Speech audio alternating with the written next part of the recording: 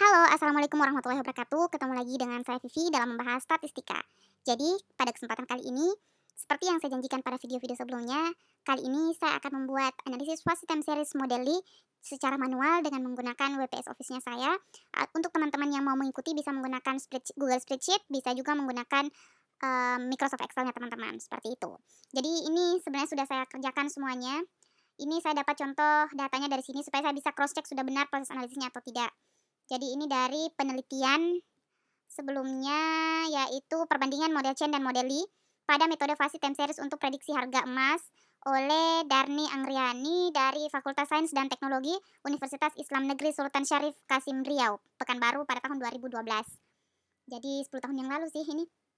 Tapi masih saya lihat ini tujuannya sebenarnya untuk memperkuat bahwa yang saya kerjakan itu sudah benar atau tidak, karena kan saya dapatnya ini lengkap data-datanya, termasuk datanya yang saya gunakan. Eee, jadi saya copy semua datanya, kemudian masuk ke sini. Jadi ini datanya ada dari 3 Januari pada tahun 2012 sampai 9 Maret 2012. Itu ini nilai USD-nya, kemudian saya proses sedemikian rupa sampai akhirnya nanti saya dapatkan hasil peramalannya seperti ini. Seperti itu. Jadi mari kita lihat tutorialnya. Jadi yang pertama itu akan kita ketahui yang ini. Nah, saya buat kopiannya dulu supaya lebih mudah menjelaskan kepada teman-teman tutorialnya. Ini ya data 2. Ini saya hapus dulu. Ini hapus dulu ya. Nah, di sini untuk yang diketahui ini saya langsung ambil dari ini, dari penelitian ini, yaitu jumlah kelas yang terbentuk itu 30. Mana ya? Jumlah kelas yang terbentuk itu 30. Jadi saya tinggal begini. Ini yang data 2 ya. Misalnya yang data minimal ini sama dengan minimal dari data ini. Sampai berapa ya? B56. Ini, kemudian di sini max-nya, max dari sini 1790. Nah, setelah saya dapat minimal dan maksimalnya kan di sini ditentukan jumlah kelasnya itu 30. Tapi untuk teman-teman yang mau menganalisis nantinya bisa menggunakan penentuan peramalan sesuai yang teman-teman suka atau sesuai yang teman-teman anggap itu lebih baik, seperti itu. Sorry saya ngantuk. Jadi di sini menggunakan yang basis-basis itu ya. Penentuan jumlah penentuan jumlah ini interval dengan average Bassett. Jadi teman-teman juga bisa menentukan pakai aturan Stargast, itu juga bisa. Jadi saya tidak membahasnya di sini, intinya saya ambil 30 kelas. Jadi di sini tuh 30 kelas. Nah, untuk menentukan panjang intervalnya itu sama dengan range itu kan maksimal dikurang minimal, kemudian dibagi dengan jumlah kelas.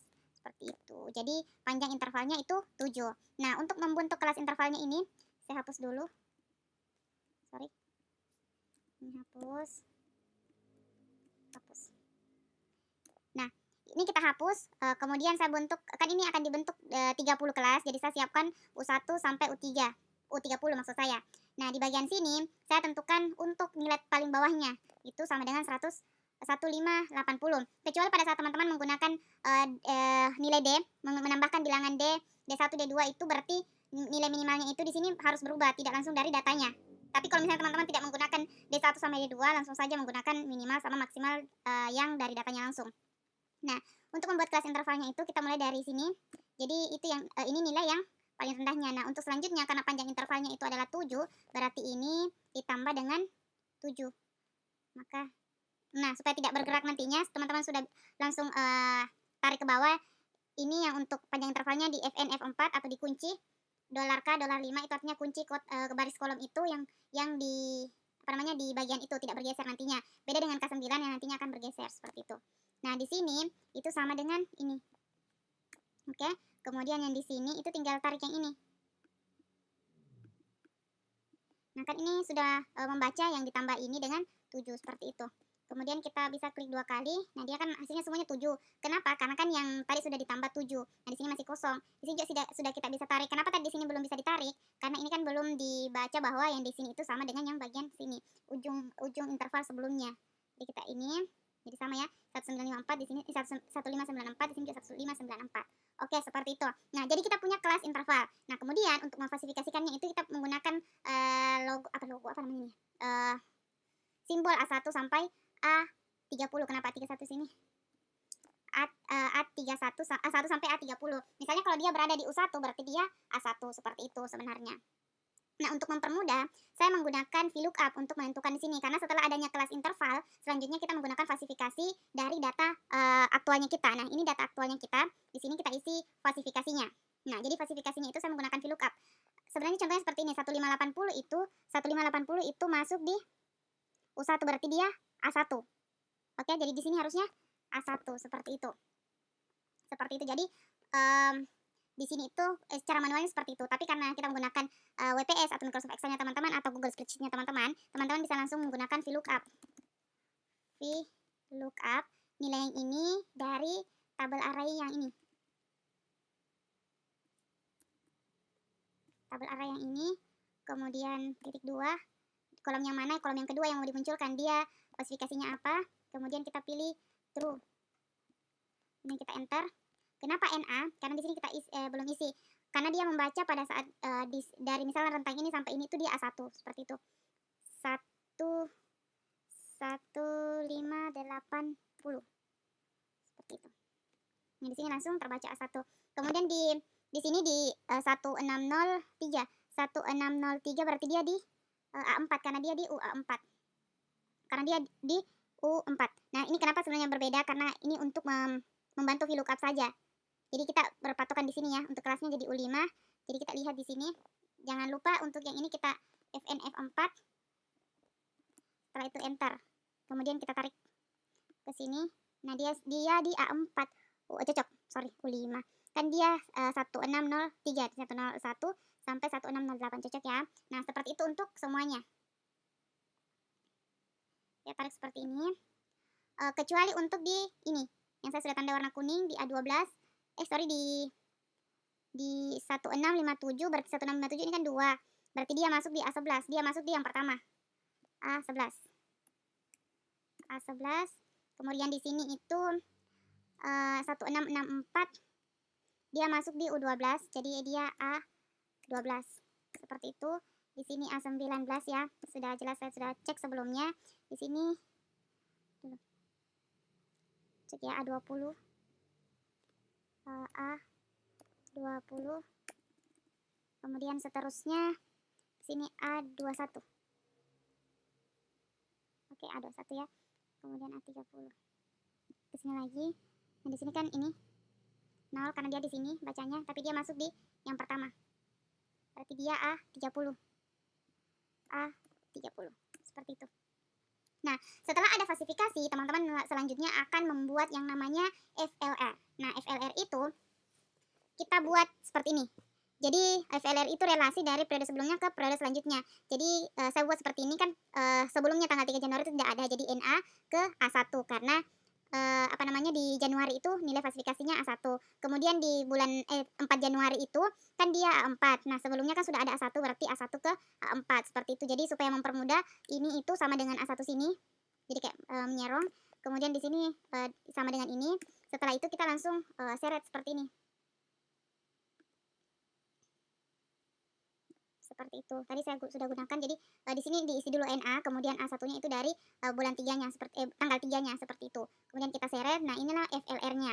Nah, dari FLR inilah yang akan kita bentuk menjadi FLRG. Tapi sebelum kita membuat FLRG-nya, mari kita lihat nilai tengah masing-masing kelas. Jadi nilai tengah masing-masing kelas ini atau falsifikasi itu misalnya U1 itu ini caranya menghitung itu sama dengan nilai paling bawah ditambah dengan nilai paling atas. Setelah itu dibagi dengan 2 seperti itu. Jadi tinggal ditambah. Kemudian setelah ditambah kita tarik. Seperti ini. Oke, kalau mau contohnya seperti ini sama dengan ini tambah ini dalam kurung dibagi dengan 2. Ini kemudian enter. Sama ya. Ini sama. Seperti itu. Jadi caranya seperti itu. Nah, setelah kita mempunyai nilai T-nya dan masing-masing interval, nilai T-nya dari masing-masing interval dan FLR, nanti kita akan menentukan FLRG. Jadi cara menentukan FLRG itu kita lihat dari sini. Supaya mempermudah, teman-teman bisa gunakan filter seperti ini. Jadi kita bisa lihat, misalnya A1. Kita pilih A1 saja, kemudian klik OK. Nah, A1 itu kemana saja? Ke A4. Oke, ke A4. Jadi FLRG untuk A1 itu next step-nya itu ada A4. Seperti itu. Ini FLRG yang saya sudah buat. Kemudian untuk contoh lainnya misalnya saya mau lihat dulu yang di sini. Ini semuanya ya. Oke. Nah, di sini misalnya di A12. Saya mau memperlihatkan di A12. Di A12 ini kan hasil apa namanya next step-nya itu ada A11, A10, A19, A10. Nah, disinilah perbedaan Li dari Chen. Kalau Chen itu hanya melihat satu kali meskipun berulang next step-nya. Misalnya ini A10, A10, di Chen itu hanya mengambil A10. Berarti nanti untuk menentukan nilai peramalannya itu hanya menambahkan A11 apa namanya? Nilai tengah A11, nilai tengah A10 sama A19. Kalau di Li ini semuanya dihitung. Jadi tetap dimasukkan semua. Jadi kita lihat A12 ini ya, A12. Jadi A12 ini A10, A10, A11, A19. Jadi semuanya dimasukkan. Kalau di Chen, ingat ya, kalau di Chen itu hanya dimasukkan A10, A11, A19. Tapi kalau di Li harus semuanya dimasukkan. Seperti itu. Karena menurutnya Li itu berpengaruh dalam proses penentuan nilai peramalannya. Oke? Oke. Nah, setelah semuanya aman ya, setelah semua aman, setelahnya teman-teman sudah paham cara penentuan FLRG-nya. Kemudian kita masuk ke FLRG yang sebenarnya. Nah, ini FLRG-nya ya yang sudah saya hitung sebelumnya dan saya sesuaikan di sini juga. Di penelitian ini juga ini di penelitian ini setelah saya sesuaikan, nah beberapa didapatlah seperti ini. Nah, setelah teman-teman dapat nilai FLRG-nya semua dengan cara yang tadi ya, ingat kalau ada yang berulang tetap dihitung, kalau satu cuma satu tidak apa-apa. Nah, kita copy ke sini nilai masing-masing itu, nilai tengah masing-masing intervalnya. Jadi kita copy ke sini, kita copy di sini. Caranya teman-teman menghitung, misalnya next step-nya itu adalah A4, berarti nilai perhitungannya itu adalah 16,04. Kita lihat A4 berarti ini ya, nilai tengahnya itu 1604,5. Jadi nilai prediksinya sama karena di sini cuma satu next step.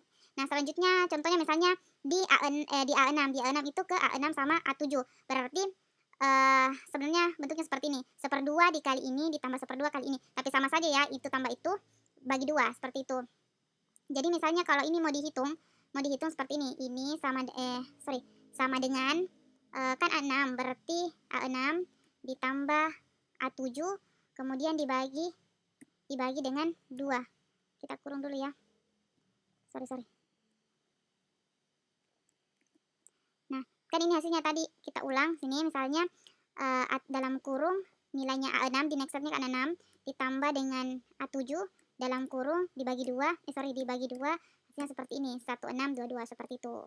Nah, teman-teman juga perlu perhatikan di bagian sini. Jadi sebenarnya Li itu di sini yang paling bedanya ya di penentuan nilai ramalannya, nilai prediksinya. Jadi nilai prediksinya itu di sini, misalnya kan ini ada A10, A11 sama A19.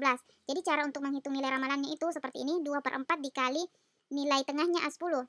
A10 itu 1646,5 ditambah 1/4 karena cuma 1, di sini juga 1/4. 4-nya itu dilihat dari berapa banyak di sini, 1, 2, 3, 4. Nah kan 4 berarti tinggal dilihat dia berapa kali muncul. Kalau misalnya dari 4 itu A10 2 kali muncul berarti dia 2/4 dikali seperti itu. Dikali nilai tengahnya. Misalnya di sini kita ambil A10 jadi dalam kurung 2/4 dalam kurung dikali A10 yang mana ini kemudian ditambah di sini harus kurung juga. Kemudian kurung sini, kemudian ditambah dalam kurung 1/4 dalam kurung di sini 2 dalam kurungnya kemudian dikali A11 dalam kurung ditambah dalam kurung A19 jadi dia 1/4 juga 1/4 dalam kurung dikali A19. Kita cari A19 yang ini kemudian dalam kurung kemudian kita enter 1644 seperti itu teman-teman. Jadi sudah dapat. Nah, untuk yang lain juga cara yang sama ya. Selanjutnya setelah itu kita punya nilai prediksi dari masing-masing current state-nya berdasarkan nilai next step-nya. Ini FLRG ya.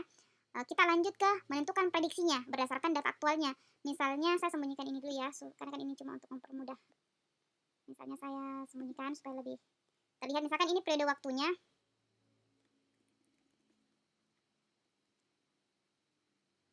Ini periode waktunya yang warna orange ini, agak orange ya. Ini yang periode waktunya. Kemudian ini nilai aktualnya. Kemudian ini falsifikasinya yang diambil dari sini tadi ya, falsifikasi yang diambil dari sini. Kemudian ini current state-nya. Current state-nya itu eh apa ya? Yang bagian ini tadi. Yang ini.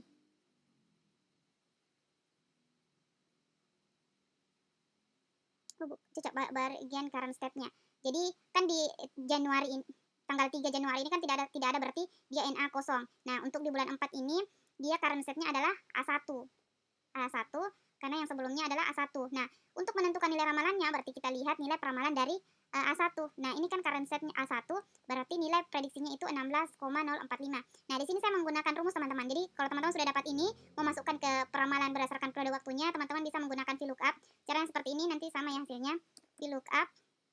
VLOOKUP yang untuk menentukan nilai ini di koma, tabel array-nya itu ini, kemudian sampai bawah. Kemudian Fn F4 teman-teman supaya nanti tidak bergerak tabelnya. Kemudian koma yang mau dimunculkan itu adalah nilai prediksinya. Setelah nilai prediksinya teman-teman pilih false. Kemudian enter. Nah, seperti itu dia muncul 16,045. Jadi tidak perlu dilihat satu-satu lagi. Kalau misalnya 4 berapa nilainya. Jadi dia langsung menggunakan rumus. Terusnya kita klik 2 kali dan kita dapat hasilnya seperti ini. Nah, di sini kan sudah bisa kita dapat ramalannya juga di tanggal 20 bulan 3 yaitu 1650 seperti itu. Nah, ini sama persis kok hasilnya dengan yang di sini. Kita lihat ya. Nih, misalnya yang pertama yang li ya, bukan yang Chen, 1604,5. Kita lihat 1604,5. Misalnya kita acak tanggal 30 bulan 1 itu 172816. Tanggal 30 bulan 1 172816. Sorry. 30 172816. Yang tanggal 30 dia 21. Cocoknya 172816. Saya keliru. Kemudian kita masuk ke 30 Maret yang ramalannya itu 1650. Jadi kita lihat di sini nilainya 1650. Oke. Sebelumnya itu 165875. Ini 1658,75. Kemudian 1664. Ya 75, 1669. Ini kayaknya ada yang salah deh di bagian ininya. Di bagian di FLRG tadi. Tapi untuk caranya seperti itu teman-teman. Ini sudah sangat panjang. Terima kasih sudah menanti video saya terkait analisis model ini. Semoga bisa membantu teman-teman dalam pengerjaan tugas akhirnya maupun tugas-tugasnya di sekolah, di kampus, ataupun teman-teman yang menggunakan model ini dalam proses penelitian profesinya teman-teman. Terima kasih sudah dinonton, terima kasih sudah dipercayakan channelnya saya untuk teman-teman menambah pemahaman terkait statistika. Doakan saya untuk selalu memberikan karya-karya terbaik saya, baik itu dari segi pemahaman statistik maupun hal-hal positif lainnya. Amin. Jangan lupa like dan komentarnya yang membangun, serta dibagikan kepada teman-temannya supaya video ini semakin bermanfaat lagi. Terima kasih dari saya Vivi, sampai jumpa di video-video selanjutnya. Assalamualaikum warahmatullahi wabarakatuh. Dah.